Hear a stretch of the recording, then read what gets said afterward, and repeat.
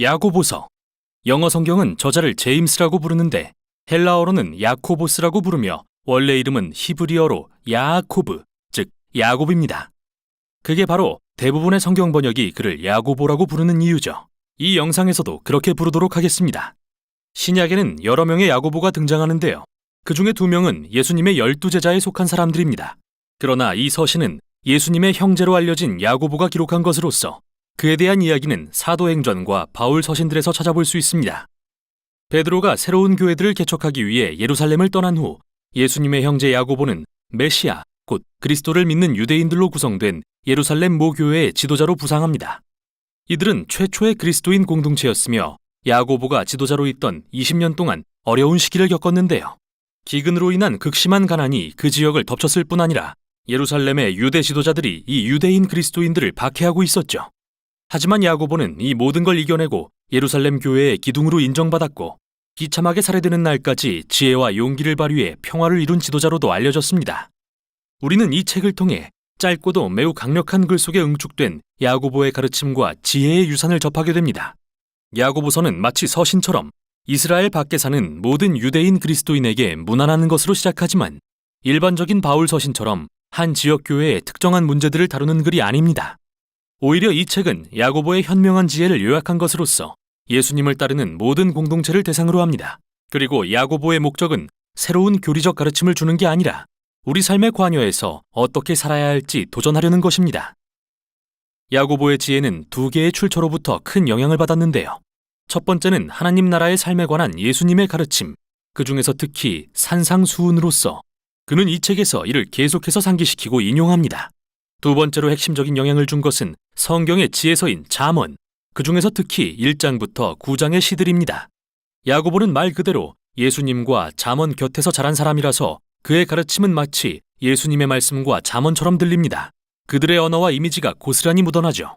야고보서는 은유와 기억하기 쉬운 격언으로 가득한 짧고 도전적인 내용의 지혜의 말씀들로 이루어져 있습니다. 본질적으로 야고보는 유대인 그리스도인 공동체에 예수님이 요약해 주신 율법인 하나님과 이웃사랑을 실천하여 참으로 지혜로워지라고 요청하고 있는 것입니다. 이 책의 본론인 2장부터 5장은 하나님의 백성에게 예수님께 전심으로 헌신하라고 요청하는 12개의 짧은 가르침으로 이루어져 있는데요. 이들은 한 가지 핵심 주제를 발전시킨다기보다 다소 독자적이며 기억하기 쉬운 격언으로 각기 결론을 맺습니다. 그러나 이 모든 가르침이 반복되는 핵심 단어와 주제들을 통해 연결된다는 점에서 정말 멋지죠. 본론의 서두에는 2개의 가르침이 등장합니다. 첫째는 차별과 사랑에 대한 가르침입니다. 야고보는 우리가 득이 될 만한 사람에게는 호의를 베풀고 득이 안 될 것 같은 가난한 사람을 무시하는 경향을 들추어냅니다. 그는 이것이 예수님이 정의하신 사랑에 반대된다고 말합니다. 이어서 그는 참된 믿음이란 어떤 모습인지 보여줍니다. 누가 하나님을 믿는다고 하면서 궁핍하고 가난한 사람들을 무시한다면 이 사람의 믿음은 죽은 것이라고 말하는데요. 그들의 행동은 그들이 믿는다고 말하는 것과 어긋나는데 참된 믿음은 항상 예수님의 가르침에 순종하는 결과를 낳습니다.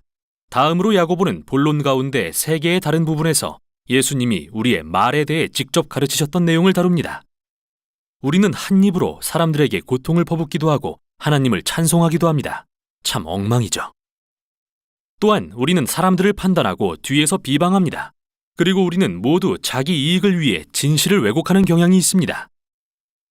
타인에 대해 어떻게 말하느냐는 우리의 마음과 중심 가치들을 드러내 보이는 창문이며 우리의 말은 우리 인격의 참모습을 보여줍니다. 야고보는 또 하나님 나라의 공동체는 예수님이 가르쳐 주신 것처럼 부와 사회적 지위로 인해 생긴 분열이 회복되는 장소라고 믿습니다. 그래서 먼저 부로 인해 교만해져서 자신의 재물이 영원할 거라고 믿는 부자들에게 이렇게 경고합니다. 아닙니다. 당신의 재물도 언젠가 당신처럼 썩어 없어질 것입니다.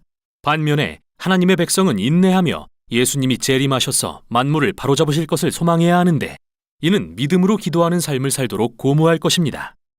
야고보서의 본론에 담긴 모든 가르침은 정말 강력합니다.